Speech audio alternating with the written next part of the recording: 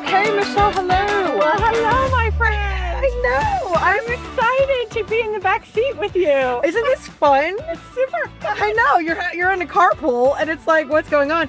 When you were growing up, how did you get to school? Were you a carpooler? Were you a walker? Were you a busser? Well, in Virginia, in my elementary school was an hour to our Catholic school. Oh, like a you 45 had minutes. school. So, okay. And then when we moved to Maryland, I was a walker. Okay, so you grow up and you become this amazing adult that does all these amazing things, blah, blah, blah. Blah, blah, blah. Let's get to the good stuff. No, in all honesty, you have an incredible organization that Thank you you. are the beautiful face of. I'm sorry, but you are. You need to be out there more. You need to be on all the posters. Aww. You really do. You are just a lovely ball of light and joy and energy. And when people find out what it is that you do and your organization, it just melts it all together. Aw, No, I'm serious. And I've got to ask, your heart for philanthropy, did this start when you were a little girl? Did this start when you were a teenager? Did it not start till you were an adult? There's no right or wrong answer. I know, there isn't. I would say that it really started probably like beginning of high school, middle school kind of time frame. Okay. I love the elderly.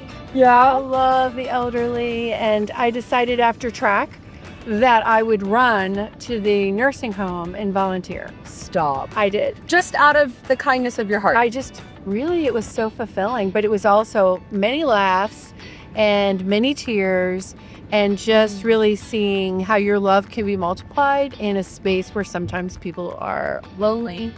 They just want you to listen. Yeah. Upholding their dignity, and just by being there with them, just brighten their day. I think that really spurred something in me. And then as I continued to grow, I volunteered a lot there. And then later on in life, beginning of my marriage, God sent me to Jamaica on a mission trip. That changed. That was it. Here I was, a girl that needed the largest suitcase possible. And I'm joking, but never had been on a mission trip. And it was really a vision trip to go see partners that this particular charity helped. And God just did a big work in my life during that trip. I love that. And I could just see how this organization helped government agencies, which isn't a bad thing, No. and helped No. also Catholic ministries. But I could just see through those government agencies how people were not treated the same way. And had I don't know if you want to hear it, but a very strong experience with children that had disabilities that were literally, it was a surprise visit. And these poor children were like living in a cage, I'm not kidding, outside, cement slab, no ceilings, no just jail cell, like bars. Just sitting there. That's how they were taken care of. And I just knew that, you know what, that's a government run agency. We set food there, we set help. It's not really working. Yeah. But then I went to an old age home the same trip where the nuns ran it. And not only was that food used, the beds were clean and the people were happy. They had extra food to go out in the neighborhood. And I thought, you know what, Lord, I want to do that. I want to be like those sisters. Wow. I want to have you in the middle of anything that I am a part of, and support those that are called by you. So that started internationally, just my journey, and now been able to travel all around the world and see beautiful, beautiful missionaries and just saints just doing the work, just really being called by God in the most remote places in the world, you know. That you wouldn't think. How could you change anything there? Seriously. Right? Right. So are you the founder of Cross No. Catholic? Okay, so you came in. I've been there a long And time. you've been there a long time. And what attracted you to Cross Catholic specifically? Okay, that's an easy one. Jim Kavnar. And what really attracted me was his heart for the Lord. He just has the perfect skill set to run this ministry. Why? He went in and thought, you know, Michelle, if people go into countries and they think they're doing good, they go to build a little school, they build wells, but then they leave. Then they leave. Like, like you and I met a couple years ago. Yeah. You have a relationship. Yeah. You don't go in and out of relationships. That's what's really important, Yeah. right? God Yeah. wants that. And so he set this ministry up to support long term. And then I'd say that really touched me. And then the second thing is that many times when you're helping a charity, where does that money go? Yeah. Do you ever think that? Like, where does it go? Always. And it's as it gets larger, where is that going? Well, he set up our ministry so that each gift can be restricted, if wanted, to a specific project or a type of fund or emergency relief, so that then you can be updated. Okay. So if you're giving one-to-one to a large project, you know where it's going and you get that update. You may not be able to travel to Africa to see the wells that Father Fabian is putting in. He's helped close to 1 million people have water. Wow. But you can see it in an update in that community and what God is doing. So I see those are the two things. Those are really good reasons. Christ in the center, right? Yeah, for sure. And knowing where that funding is going. Yeah, for sure. And one big thing that really put me after, I got to meet you and I fell in love with you, but Thank you. what I fell in love with what Cross Catholic does is they do these outreach, these box of joy. So why a Christmas box? Because what is so, why that?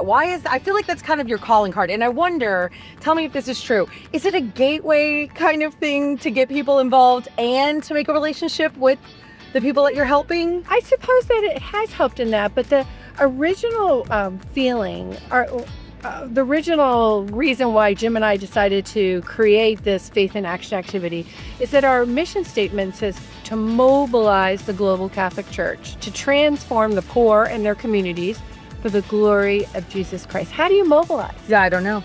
And we really feel like we feel called to mobilize youth and family to have their faith ignited, to have them be able to do something hands-on, to have them have an activity that calls them all together, but then allows the youth to understand their peers in other countries, to understand that these Christmas boxes, This is delivered to a child it is in a different country. in different countries. What age is this one? So Or did this we one- just get a This conglomerate? one is probably 5 to 9. 5 to 9. Shirt and a water. So bottle. I'm a little kid and I get a box of joy from Cross Catholic Outreach. I'm going to open it up and this is what's going to be inside, or kind of an idea of what's going to be inside. Exactly. What So happens is yeah. parishes and schools all across the United States pack these. And so that's so cute. That's the Faith in Action activity. We send the boxes and we explain to them how I've to. got a little handmade rosary by a teen group. So how cool for those teens to make the rosaries. Yes. We've got a t-shirt, we've And got a pencils. story of the Jesus. story of Jesus. And so all of these Goosebumps. youth groups or churches. Yeah, so many other little things in pack there. 'em. And then we ship them out to over 8 countries. 8. And so Wow. Liv, I'm telling you. Wow. I was just in Guatemala and the cutest little girl come running out and saw my shirt that said Cross Catholic Outreach and went back in her home and pulled out this box to show me. And how many months are past, Michelle. right? Yeah. Oh my God. So it really Oh, is like, and I goodness. think it's really just to show the love of Christ, Yeah. right? That's what the meaning is behind it. Well, and getting and the whole gift of it does matter. Like even though people think, oh, giving a gift that's ridiculous or that's so superficial, it's not. And it's not to a child, and it's not to a family who can't give that to a child. And Christ came as a gift to us. So I think that, listen, friend, this has been too short of an interview, by the way. Yeah. I mean, it's just too little. But people can go on to Cross Catholic Outreach and they can sponsor these boxes, which is what I did. You did? I did. I saw loved it. that. Well, are you kidding? I want to like make them. So let me ask you, what is the thing you're most grateful for at this moment in the Catholic faith? Oh my gosh. At this moment. I'd say that the leaders of our church, I just traveled to Guatemala with 3 bishops, an archbishop and 2 bishops, and our church's leaders are on fire. And they just were so engaged with the work that we're doing, being able to see families receive homes and water and celebrating Mass. When I see the leaders of our church now, I just am so hopeful and so proud. Not that it was bad. It's just No. God is just opening my eyes Yeah. to just how beautiful the Universal Church is in a real way. So I'd say the leaders. I love Easily. That's amazing. That's a fantastic answer. No one said that one. Oh, good. So yay. Okay, Fern. Well, thank you for being in my carpool. Thank you. All right, let's give you Sunny. Yeah, absolutely. All right.